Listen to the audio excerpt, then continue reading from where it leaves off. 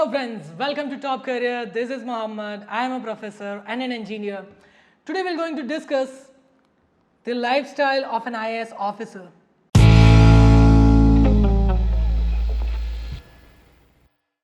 क्या आपको IAS officer बनना है? यस, तो कैसे बनना है वो हम लास्ट में देखेंगे, लेकिन पहले देखते हैं IAS ऑफिसर जो है वो किस लेवल पे काम करते हैं और उनका क्या काम रहता है। एक IAS ऑफिसर जो है वो या तो डिस्ट्रिक्ट कलेक्टर के रोल पे काम कर सकता है, या फिर डिस्ट्रिक्ट एजुकेशन ऑफिसर के रोल पे काम कर सकता है, या फिर किसी PSU में बोर्ड ऑफ डायरेक्टर में वो काम कर सकता है, in charge director as a in charge director वो जॉब कर सकता है, या फिर किसी भी स्टेट के किसी भी डिपार्टमेंट में, चाहे एजुकेशन हो, फाइनेंस हो, हेल्थ केयर हो, किसी भी डिपार्टमेंट में वो as a head of department काम कर सकता है। IAS इसका फुल फॉर्म तो आपको पता होगा, इंडियन एडमिनिस्ट्रेटिव सर्विसेज। तो इसमें क्या काम रहता है ये अगर हम डिस्कस करें तो मैं आपको एक क्वेश्चन करता हूं कि क्या कभी आपने अपने स्कूल या कॉलेज के किसी फंक्शन में मैनेजमेंट कमेटी में आपने कुछ काम किया है, या फिर अगर आप जॉब करते हो तो किसी कंपनी के एडमिन डिपार्टमेंट में आपने काम किया है? अगर किया है यस, तो आपको पता होगा कि एडमिन डिपार्टमेंट में क्या काम होता है। कंप्लीटली मैनेजमेंट बेस्ड काम रहेगा। आपको पूरे कंपनी को मैनेज करना है, लोगों से कोऑर्डिनेट करना है, कोई कॉन्फ्लिक्ट हो तो उसको रिजॉल्व करना है, ये सारी चीज़ें आपको करनी है। लेकिन यहाँ पे ये चीज़ कोई एक पर्टिकुलर कंपनी, कोई एक पर्टिकुलर फंक्शन या फिर कोई पर्टिकुलर इंस्टीट्यूशन के रिगार्डिंग में है। अगर IAS की बात करें तो इसका जो एंगल है वो बहुत ही बड़ा वाइड एंगल हो जाएगा। यहाँ पे IAS ऑफिसर को पूरे के पूरे डिस्ट्रिक्ट को मैनेज करना है। डिस्ट्रिक्ट के अंदर इलेक्ट्रिसिटी सप्लाई हो, या फिर वाटर सप्लाई हो, या फिर ट्रैफिक मैनेजमेंट हो, लॉ एंड ऑर्डर हो, बहुत सारी चीज़ों को उसको अकेले को मैनेज करना रहेगा। यहाँ पे उसका क्या रोल रहेगा, उसको सारे के सारे डिपार्टमेंट के जो हेड है उसके साथ में कोऑर्डिनेट करना रहेगा और सारी चीज़ें मैनेज करना रहेगा। डिटेल में हम लोग देखें कि उसका एक्चुअल में रोल क्या रहेगा, तो गवर्नमेंट पॉलिसीज जो रहती है उसको इम्प्लीमेंटेशन करना है तो वो एक IAS ऑफिसर की जिम्मेदारी है।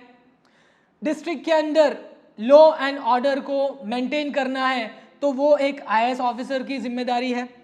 उसके अलावा उसको सारे गवर्नमेंट डिपार्टमेंट का सुपरविजन करना है, टाइमली उसका रिव्यू करना है, और अगर कहीं पे कुछ कॉन्फ्लिक्ट होता है, कुछ इश्यू होता है तो उसको रिजॉल्व करना है। इसके अलावा कोई डिज़ास्टर होता है तो उसको डिज़ास्टर मैनेजमेंट का भी पूरा ख्याल रखना रहता है। तो ये सारे रोल्स एंड रिस्पॉन्सिबिलिटीज़ हैं एक IAS ऑफिसर के। अगर हम सैलरी और पर्क की बात करें तो सैलरी में IAS ऑफिसर को ज़्यादा सैलरी नहीं मिलती है। स्टार्टिंग लेवल पे उनको अराउंड 50 to 80,000 की सैलरी मिलती है, लेकिन गवर्नमेंट से बहुत सारे पर्क्स मिलेंगे। IAS ऑफिसर को एक बंगलो मिलता है और बंगलो को मेंटेन करने के लिए गार्डनर है, हेल्पर है, कुक है, ये सारी चीज़ें उनको मिलेगी। उसके अलावा उनको एक गवर्नमेंट की ओर से एक कार मिलेगी, एक ड्राइवर मिलेगा। बंगलो और कार का मेंटेनेंस जो है वो सभी एक्सपेंसेस गवर्नमेंट बेयर करेंगे। उसके अलावा IAS ऑफिसर को ट्रैवल और मेडिकल एक्सपेंसेस मिलता है। ट्रैवल करने के लिए अगर गवर्नमेंट के काम से कहीं पे ट्रैवल कर रहे हैं तो उनको सारा एक्सपेंसेस गवर्नमेंट प्रोवाइड करती है। उसके और उसकी फैमिली के लिए मेडिकल फैसिलिटीज़ भी मिलती है, मेडिकल एक्सपेंसेस भी गवर्नमेंट बेयर करते हैं, और उसकी फैमिली के लिए सिक्योरिटी भी गवर्नमेंट प्रोवाइड करती है। सो ये सारी चीज़ें एक IAS ऑफिसर को मिलती है। उसके अलावा ट्रेमेंडियस रिस्पेक्ट, सिटीजन्स सभी लोगों से उसको बहुत ही ज़्यादा रिस्पेक्ट मिलती है। तो अगर आपको IAS ऑफिसर बनना है तो आप में क्या क्वालिटीज़ होनी चाहिए ये डिस्कस करते हैं। सबसे पहले आप में एक अच्छी लीडरशिप क्वालिटी होनी चाहिए। उसके अलावा एक डिसीजन मेकिंग अप्रोच होना चाहिए आप में हार्ड वर्किंग और कमिटेड पर्सनालिटी होनी चाहिए। उसके अलावा अच्छा कम्युनिकेशन स्किल होना चाहिए और आपके अंदर देशभक्ति की भावना होनी चाहिए। अगर ये सारी क्वालिटीज़ आप में है तो आप एक बहुत ही अच्छे IAS ऑफिसर बन सकते हैं। अभी IAS ऑफिसर बनने के लिए आपको क्या करना होगा, कौन सी एग्जाम देनी होगी?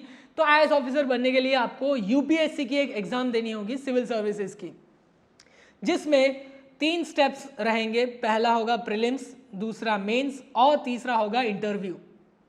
प्रीलिम्स में 2 पेपर आएंगे। पेपर्स में किस तरीके के सब्जेक्ट्स होते हैं तो ये हम लोग शॉर्ट में देख लेते हैं।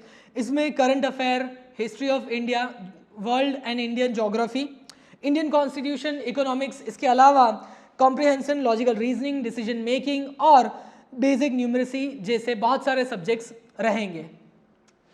मेन पेपर की बात करें तो यहाँ पे आपका सब्जेक्टिव पेपर होगा, रिटर्न पेपर। प्रीलिम्स जो है वो कंप्लीटली ऑब्जेक्टिव बेस्ड रहेगा, MCQ बेस्ड।